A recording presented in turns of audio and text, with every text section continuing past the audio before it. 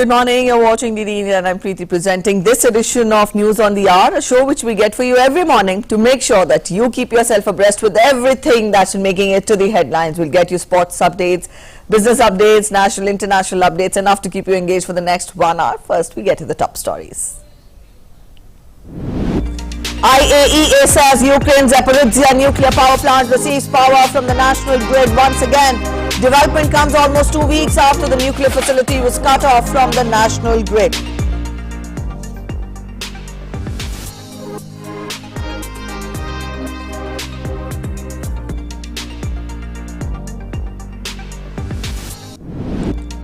Ukrainian president accuses Russia, says new evidence of torture found in EAM mass grave. Russian forces conduct fresh strikes in Kherson, Mykolaiv, Kharkiv and Donetsk regions.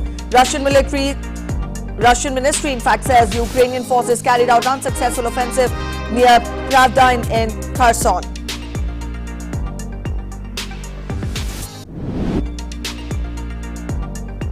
Third vessel chartered by the United Nations World Food Programme leaves Ukraine's Chernobyl Black Sea port with around 30,000 tons of wheat on board. Ukraine's infrastructure ministry says vessel is headed for Ethiopia as East African country is on the verge of a food crisis.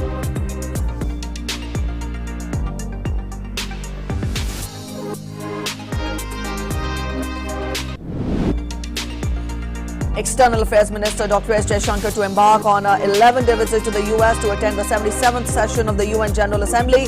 The minister to also participate in several plurilateral and trilateral meetings and host a ministerial meeting of the G4 grouping.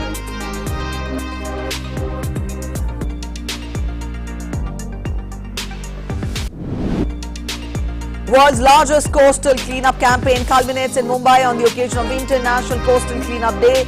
Union Minister of State for Science and Technology Dr Jinping says India's 7,500 kilometers long coastline will play a vital role in shaping up India's vision.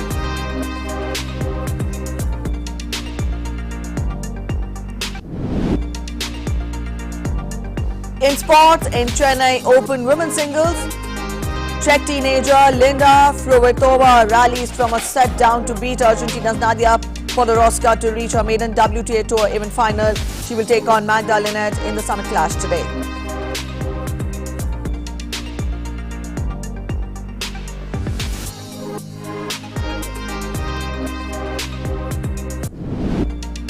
And in Durand Cup, Bengaluru FC and Mumbai City FC to battle it out for their first round in the finals trophy today at the Vivekanand Yuba Bharti Kirangan in Kolkata.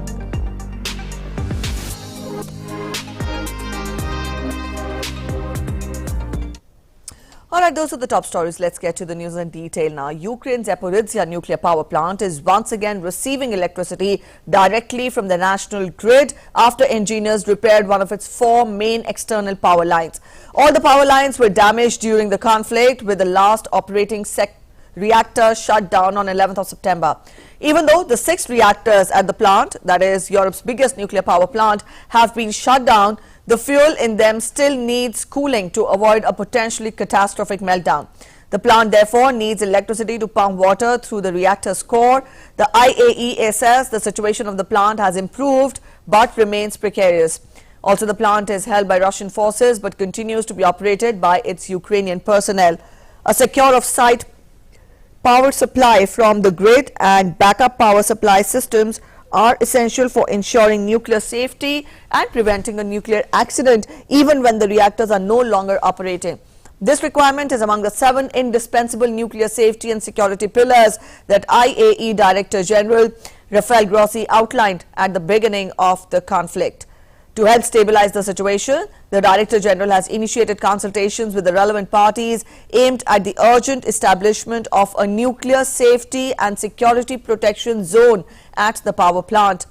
Earlier this month, he established a continuous IAEA presence at the plant after leading a team of experts to the site.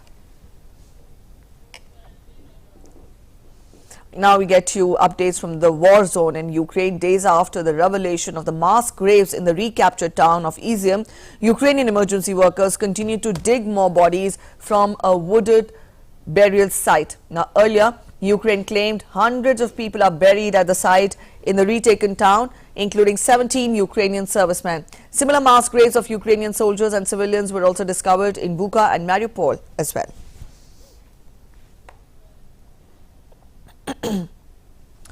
Meanwhile, Ukraine's President Zelensky has blamed Russian forces of torturing civilians to death in Izium. As Ukraine examines the bodies recovered in Izium, Zelensky said that new evidence was found in the region proving that people buried at the site of mass graves were tortured. During his nightly address, Ukraine's president informed that more than 10 torture chambers were discovered in various cities and towns recaptured from Russian forces in Kharkiv.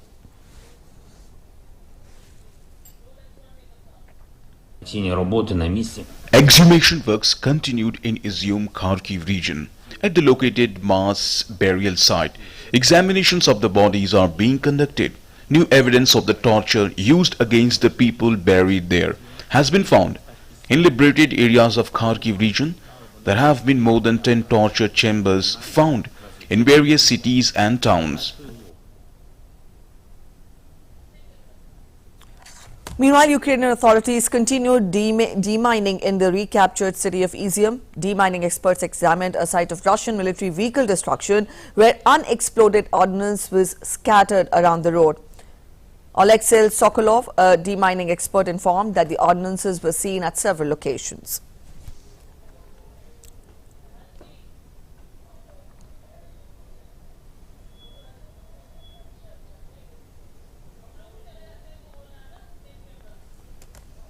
As Ukraine has regained several crucial towns and cities from Russian control, residents roam around graves looking for their relatives killed in the ongoing war. Carrying a neatly written list of his relatives killed in Russian airstrikes on an apartment building in the northeastern Kharkiv, Volodymyr Kolesnik, a resident, stepped between graves looking for them. Kolesnik narrated his ordeal, saying that the bodies were buried even without coffins. The local funeral company that conducted burials gave me the list. They buried the bodies in bags, without coffins, without anything. I was not allowed here at first. They said it was mined and asked to wait. And there was a lot of them in the woods, so it was scary to come here. I have this anxiety now. When I came here, everything burst out in my soul. And months after Finland and Sweden signed accession protocols with NATO, the chair of NATO Military Committee, Admiral Rob Bohr, said that the accession of the two countries would benefit the alliance, creating another border with Russia. He said that Finland and Sweden will enhance the security of the Baltic Sea region and also strengthen the alliance as a whole. He also pledged support for Ukraine's continuing land war against Russian forces.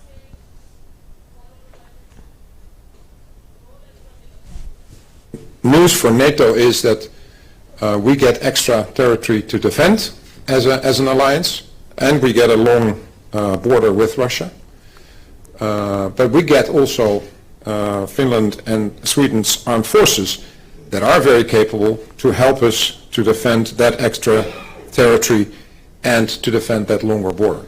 Russia will have a longer border with NATO without getting extra troops.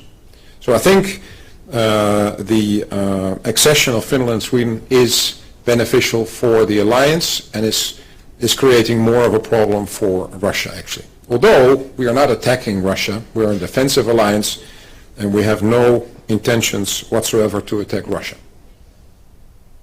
8 vessels chartered by the United Nations World Food Programme left Ukraine's Chernobyl Black Sea port with wheat and other foodstuff on board on Saturday. Ukraine's Infrastructure Ministry said in a statement on Saturday that the vessel Ikaria Angel is headed for Ethiopia. According to UN estimates, Ethiopia is on the verge of a food crisis. As on 17 September, 155 voyages from Ukrainian ports have carried 35,39,257 metric tons of grains and also other foodstuffs.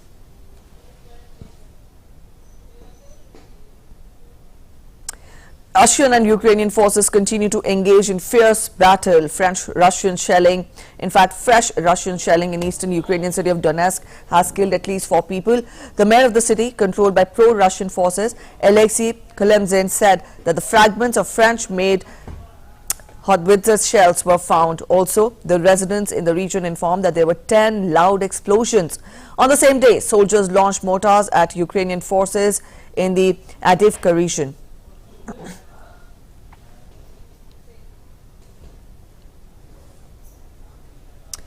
And Eritrea is mobilizing armed forces due to the re-eruption of the conflict in northern Ethiopia. The development has raised fears that the fighting may intensify in a war that has already displaced millions and triggered a humanitarian disaster across northern Europe. Getachew Reda, a spokesman for the Tigray People's Liberation Front, which controls Ethiopia's northern region of Tigray, said in a tweet on Saturday that Eritrea was calling up 60-year-old reservists to fight. Eritrea and Ethiopia fought a border war from 1998 to 2000. At the time, Ethiopian government was dominated by the TPLF. Eritrea and TPLF remain arch enemies. In 2018, Ethiopian Prime Minister Abiy Ahmed came to power and signed a peace deal with Eritrea, an act that won him the Nobel Peace Prize, but the relations between Abiy and the TPLF quickly soured. His government accuses the TPLF of trying to reassert Tigrayan dominance over Ethiopia, while the TPLF accuses Abiy of over-centralizing power and oppressing the people. Each side rejects the other's narrative.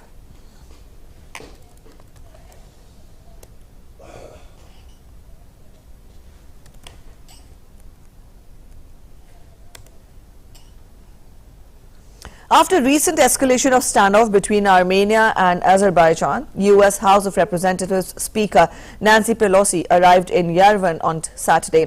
Pelosi, along with 2 members of Congress, is on a visit to Armenia, although she called her visit a rather spontaneous decision. Recent clashes at the borders of Armenia and Azerbaijan have claimed the lives of over 200 people. Both Armenia and Azerbaijan blame each other for the fighting over the disputed Nagorno-Karabakh region. This is the deadliest clash between them since a 6-week war in 2020 left thousands dead.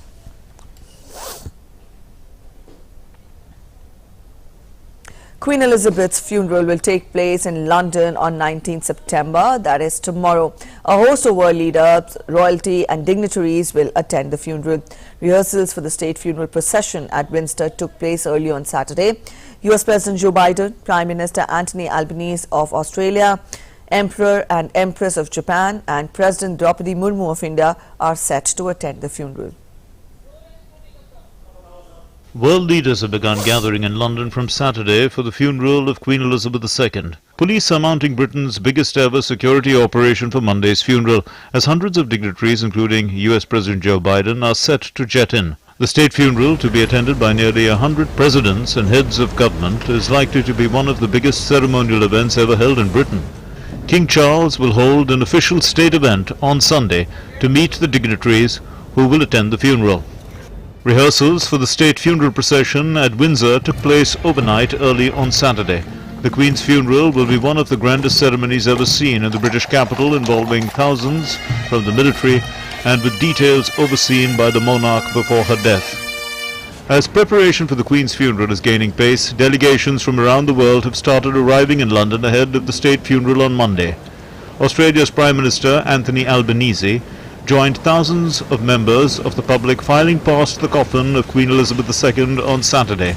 The Australian Prime Minister Albanese, with his partner Jodie Hayden, were joined by Australia's Governor-General David Hurley and his wife as they viewed the Queen's lying in state. Canada's Prime Minister Justin Trudeau also joined thousands of members of the public filing past the coffin of the late Queen on Saturday. Trudeau and his wife, Sophie Gregoire Trudeau, paused for a moment before the coffin, and the Canadian Prime Minister bowed his head. In addition to her British title, Queen Elizabeth was also the monarch of Canada.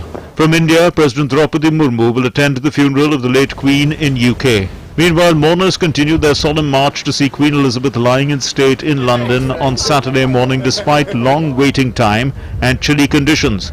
Well-wishers greeted King Charles and Prince William on Saturday as they visited people queuing up on the south bank of the River Thames in central London to file past the coffin of the late Queen. To cheers and shouts of God Save the King, Charles walked alongside part of the queue for the Queen's lying in state, followed by his son and heir, Prince William. The wait time in the queue has jumped up to 24 hours at times since Friday, while overnight temperatures plummeted to 7 degrees Celsius. The atmosphere's been great. Atmosphere's lovely. Yeah. We've met lovely people. It's been a little bit chilly at times. Got a bit cold, but not as bad as I thought it could be. But we had lots of layers. Yeah, plenty of layers. So it's been nice. It's been a nice atmosphere. Seen some really lovely things. Like there was a bit where they were going to say there was a section where in the queue where they were going to let people with medals, people in military kind of cut. And this guy was like, no, I don't want to, and he's kind of stayed the whole course. Yeah. And it's like such a lovely little moment. So. Yeah, he could have taken, but he didn't want to. He wanted to keep going. I felt compelled to be here, just had to be here. She served so faithfully for 70 years. And so having to stand in line in the queue for likely 14 hours, really not that much, in comparison to what she did for us. Yeah. So, yeah. The lying in state will end early on Monday, and the coffin will be carried onto the state gun carriage of the Royal Navy, where 142 naval service personnel will pull it to Westminster Abbey, the same church where Elizabeth was crowned in 1953. The body will then be taken on a gun carriage in a large procession, with King Charles III and other royals walking behind, to the Wellington Arch at Hyde Park Corner. Guns will fire and Parliament's Big Ben bell will toll every minute. DD India.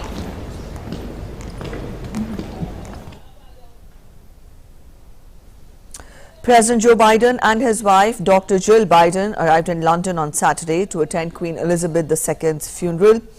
Also today, the Bidens are scheduled to pay respects to the late Queen, whose coffin is lying in Westminster Hall. Afterwards, they will sign an official condolence book before attending a reception hosted by King Charles. Biden said the Queen reminded him of his mother. China's President Xi Jinping concluded his first overseas visit after COVID pandemic. Xi Jinping attended nearly 30 events in a packed 48-hour schedule in Kazakhstan and Uzbekistan's Samarkand. In Samarkand, Chinese President strongly pushed for expansion of SCO during the summit. He also stressed on strengthening the SCO, for which he suggested measures including the need to increase mutual support and expanding security cooperation.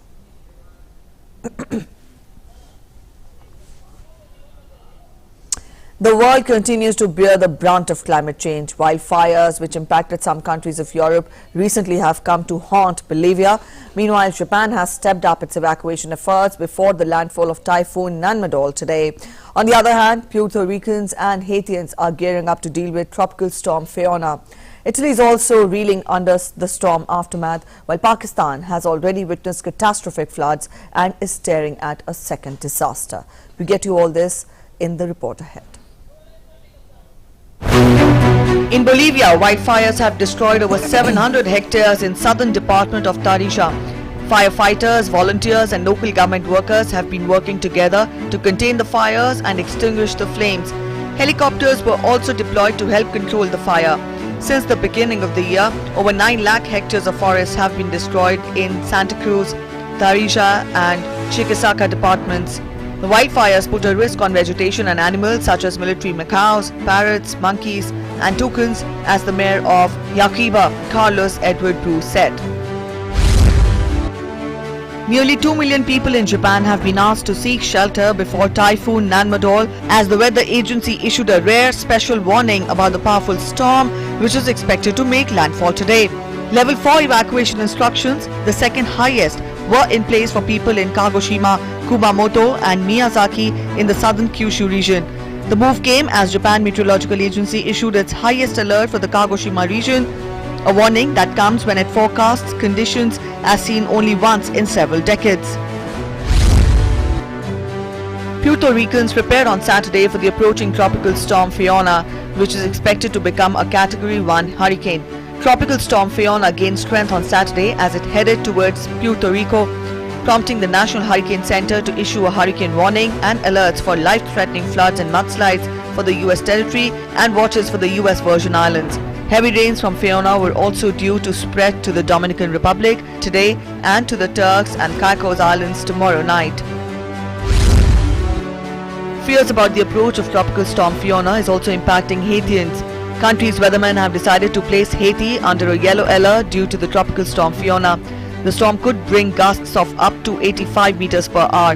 It added that the eye of the hurricane may arrive on the north coast of the country from Monday night to Tuesday. Although it may lose strength as it crosses the Dominican Republic, Fiona may bring heavy rainfall, especially in the mountains.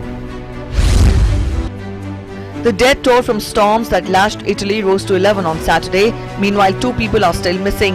A search operation has been launched to locate the missing people. The storms hit Italy's central marsh region on Thursday. Some parts of the European country reportedly received more than 400 millimeters of rain in a time span of few hours. Italian President and Prime Minister expressed solidarity with the people of the flood-affected areas. The Prime Minister promised financial support to people in the flood-hit areas to help them repair their damaged houses. This year, Italy witnessed extreme weather conditions. It was marred by the worst drought in 70 years this summer, followed by storms that led to flooding in the country. In Pakistan, the World Health Organization raised the alarm on Saturday about a second disaster in the wake of the deadly floods this summer as doctors and medical workers on the ground raced to battle outbreaks of waterborne and other diseases.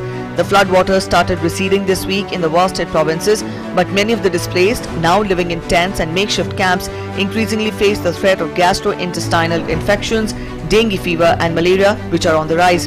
The unprecedented monsoon rains since mid-June and subsequent flooding have killed 1,545 people across Pakistan, inundated millions of acres of land and affected 33 million people. At the end of this weather wrap, we show you water sprouts, which are a column of rotating, cloud-filled winds. Some of them were spotted by the crew of a yacht off the coast of Malacca, forming a dramatic seascape on Friday. Bureau Report, DD India. Up next, we're heading for a short break. You're watching News on the Hour. Stay with us. The changing world of news.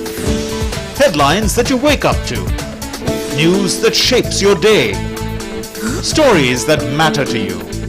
The latest and most accurate updates.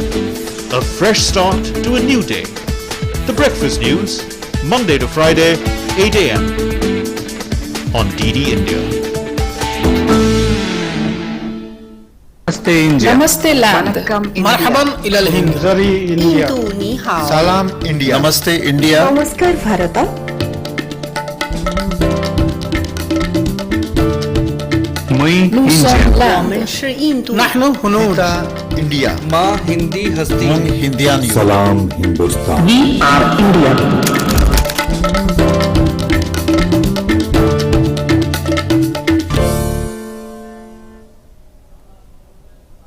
Your window to rising India. India's voice on global platforms. Latest news from India and around the world.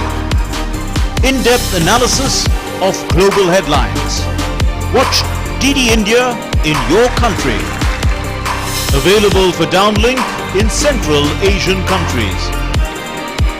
SDTV broadcast is available through the satellite GSAT 17 at 93.5 degrees east. HDTV broadcast is available through the satellite GSAT 10 at 83 degrees east. For technical details, scan here. Switch to DD India now. Fed policymakers will begin their meeting on Tuesday and then conclude on Wednesday when a statement will be given out. Markets are pricing in an 84% probability that the central bank will lift rates by 75 basis points for a third straight time. The odds of a 100 basis point increase are just 16%.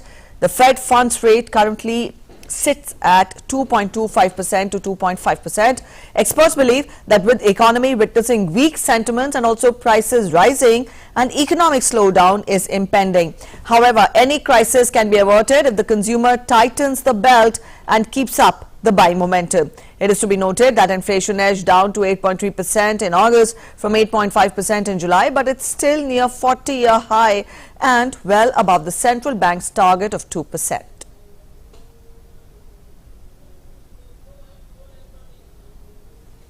Fed is intentionally hiking rates to cool the economy, so a slowdown is coming.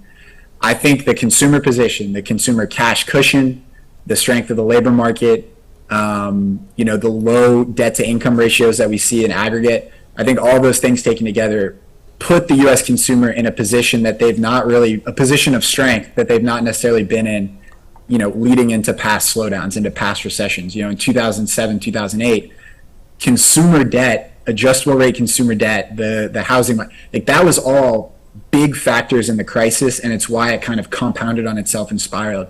The consumer might tighten their belt a little bit this time around, but I personally don't see the sort of systemic issues in the consumer sector that I think could lead a slowdown to spiral into kind of a hard landing recession. So I'm pretty encouraged by the continued strength of the consumer, even though we know it'll slow and it'll get weaker. We're starting from such a good position that I'm fairly encouraged.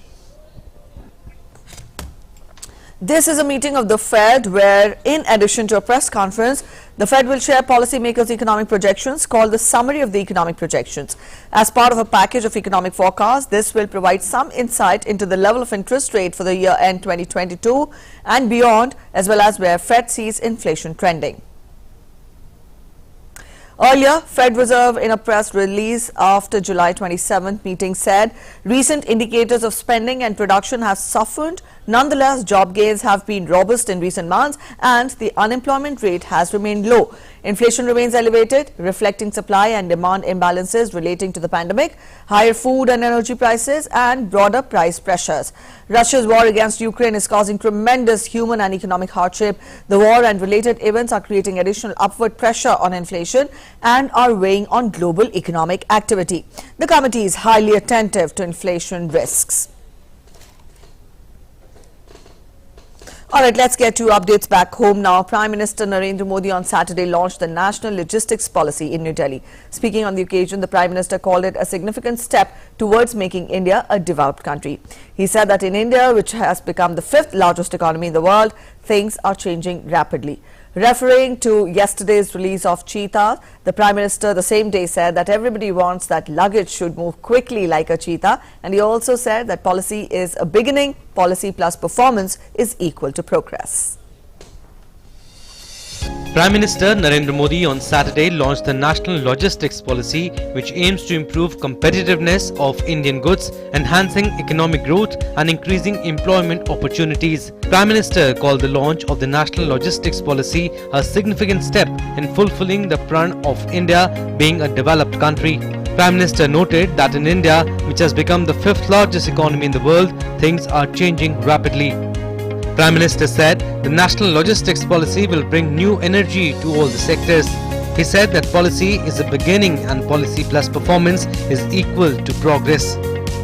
Last mile delivery तेजी से हो, transport से जुड़ी चुनौतियां समाप्त हो, हमारे manufacturers का, हमारे उद्योगों का समय और पैसा दोनों बचे।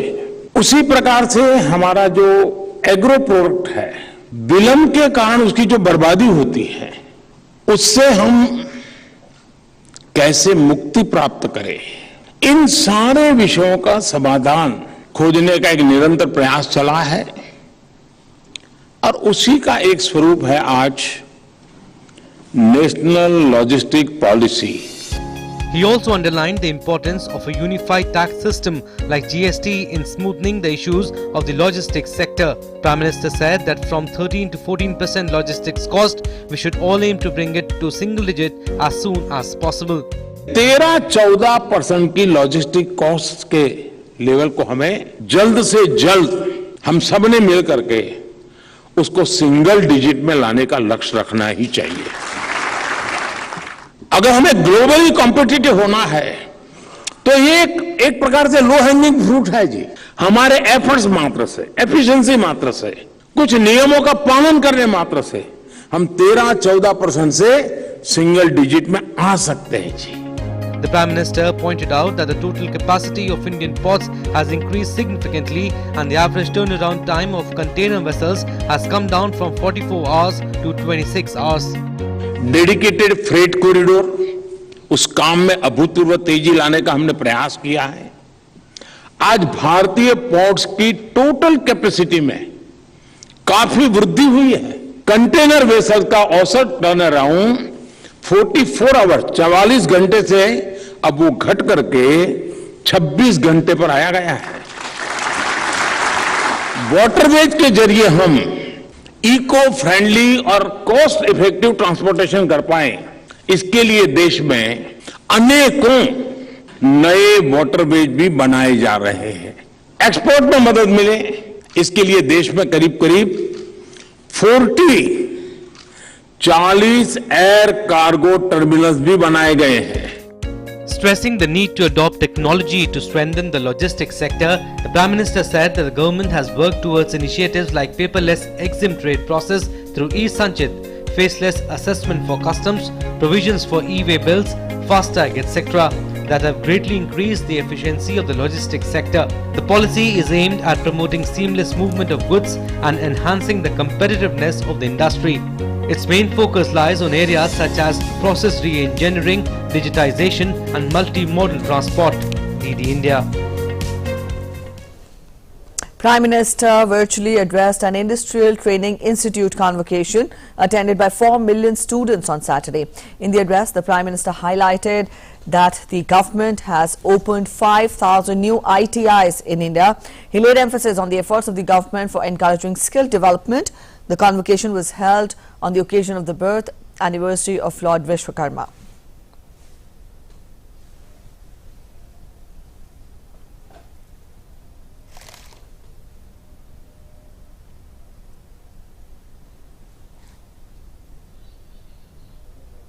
हमारे देश में पहला आईटीआई 1950 में बना था।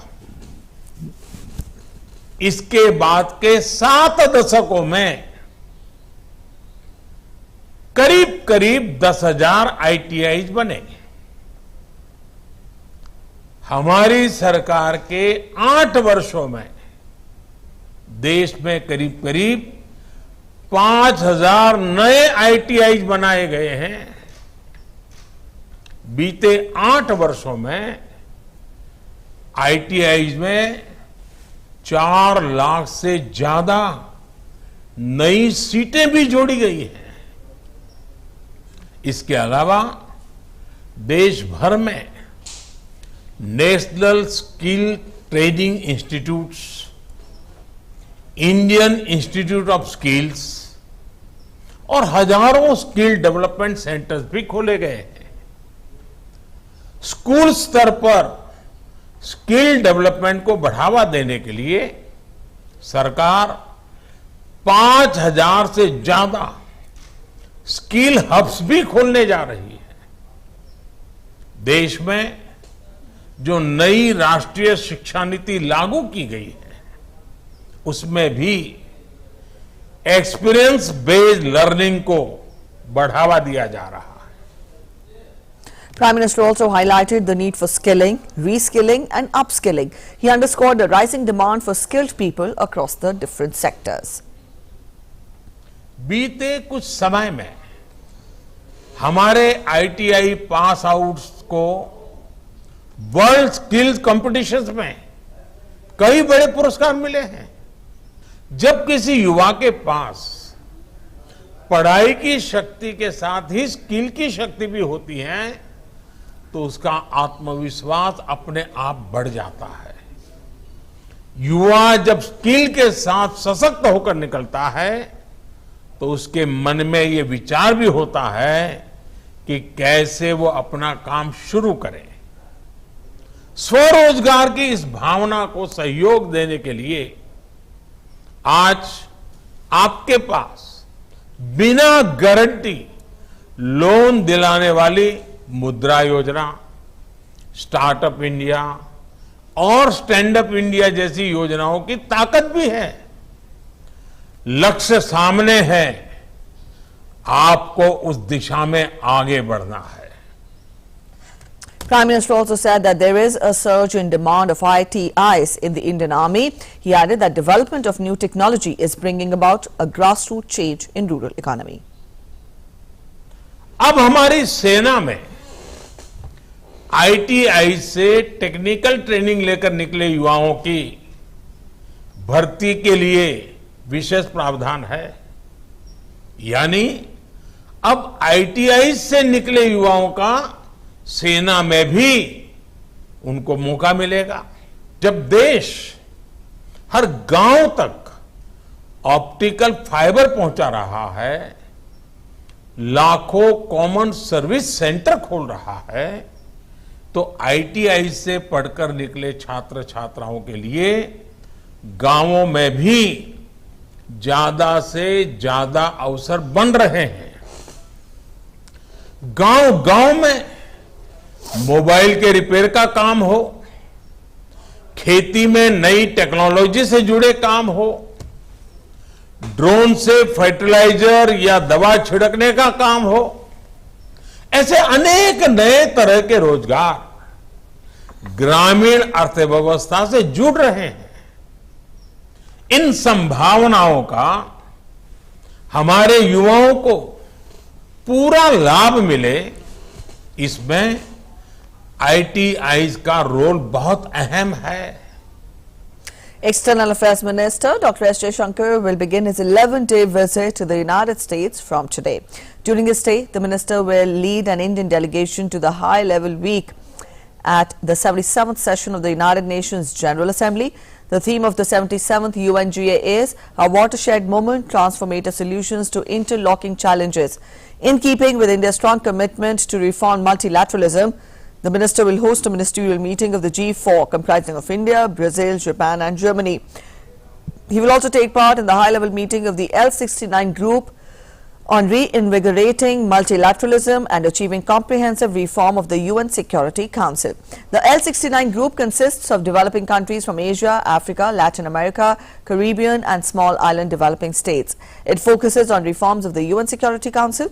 To commemorate and showcase the 75th anniversary celebrations of India's independence, the minister would also address a special event titled India at 75, showcasing India-UN partnership in action, and this will take place on 24th of September. It would highlight India's development journey and also its contributions to South-South cooperation. The event is expected to be addressed by the President of 77th UNGA, foreign ministers of UN member states and also the UNDP administrator. Dr. S Jaishankar would also take part in the meetings such as the Quad, IBSA and BRICS, the India Presidency pro tempore of CELAC, India CARICOM and also other trilateral formats such as India-France-Australia, India-France-UAE and India-Indonesia-Australia. He will also hold bilateral meetings with the foreign ministers of the G20 and UNSC members. The ministers' address at the high-level session of the 77th UNGA is scheduled in the forenoon of 24th September. He will also meet UN Secretary General Antonio Guterres and also the 77th PGA Zaba Korosi. The minister will visit Washington, D.C. from 25th to 28th September for meetings with his U.S. interlocutors. His program includes talks with his counterpart Antony Blinken, senior members of the U.S. government, U.S. business leaders, a roundtable focused on science and technology and also interaction with the Indian diaspora.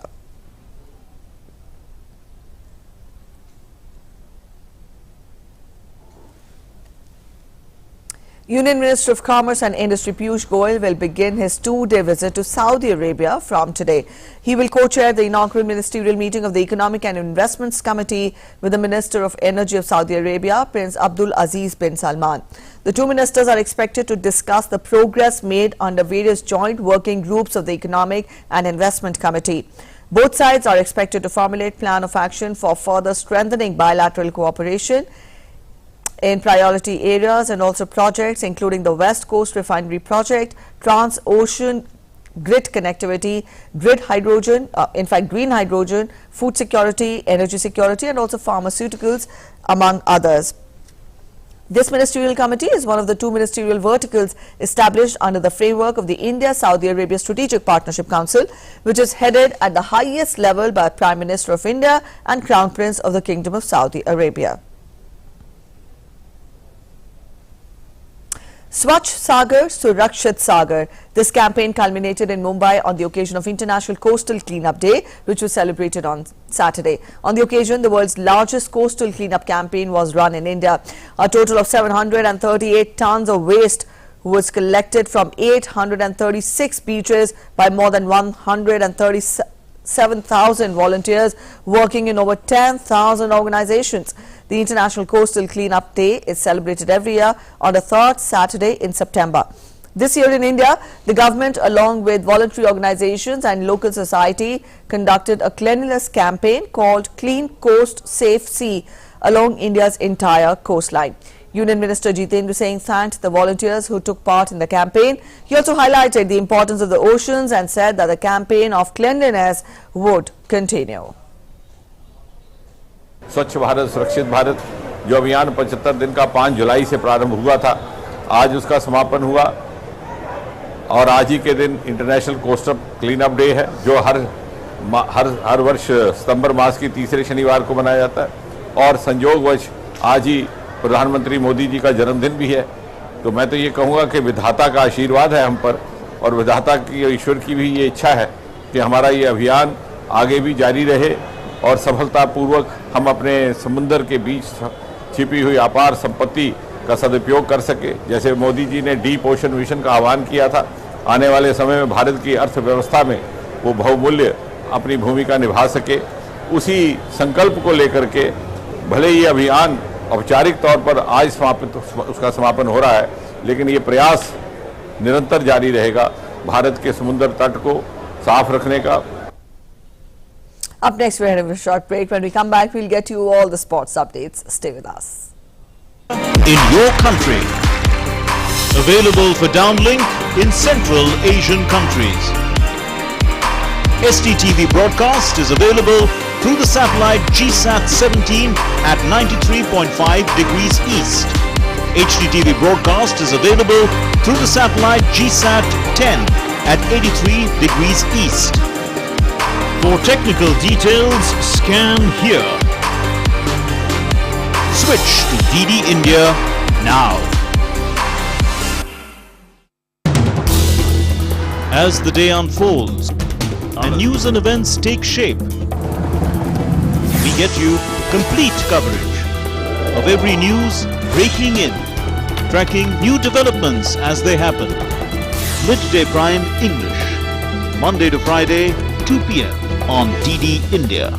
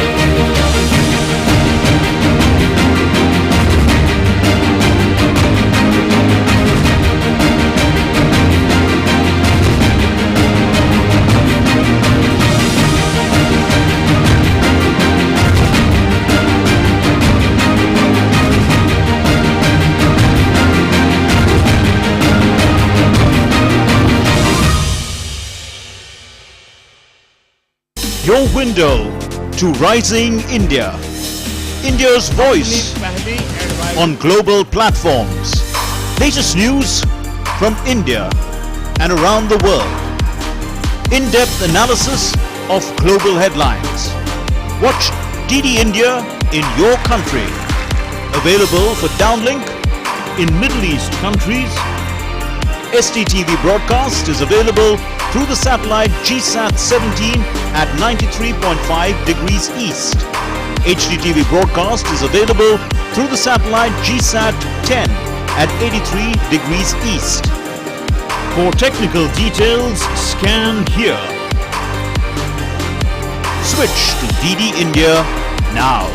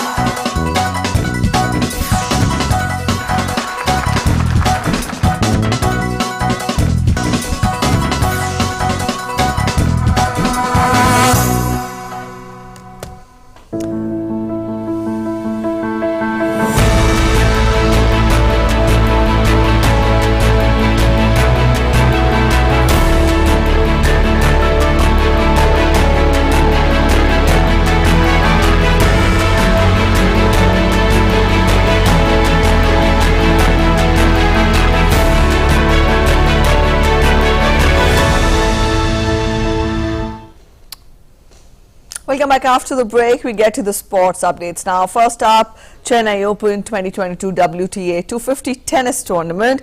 Czech Republic's teen sensation Linda Fruhvirtova will take on Poland's Magda Linette in the women's singles final today. Playing on the hard court on Saturday, Linda and Magda made it to the Chennai Open final in contrasting fashion. Linda got the better of Argentina's French Open semi-finalist Nadia Podoroska in the 10th semi-final that lasted 2 hours 53 minutes. She won the contest 5-7, 6-2, 6-4. In the other semi-final, Magda, the only seeded player to make it to the last four, moved into the finals after British tennis player Katie Swan retired from their semi-final mid-game. Linette, ranked number 67, was leading the first set 3-0 when world number 174 Katie Swan pulled out due to an injury. Two prominent Indian Super League outfits, Bengaluru FC and Mumbai City FC, will be battling it out for the first crown of the new football calendar when they meet in the final of the 131st Durand Cup under the lights in Kolkata later today. Mumbai City FC, the winner of both the ISL title and the league winners' shield in the 2020-21 season, has gradually warmed up to its current form, which saw it overcoming the local favourite Mohammedan Sporting SC in the semi-finals. Bengaluru FC, which outplayed the reigning ISL champions Hyderabad in the semi-finals, is also high on confidence with its attacking pair of Sunil Chetri and Roy Krishna showing good form in the attacking third.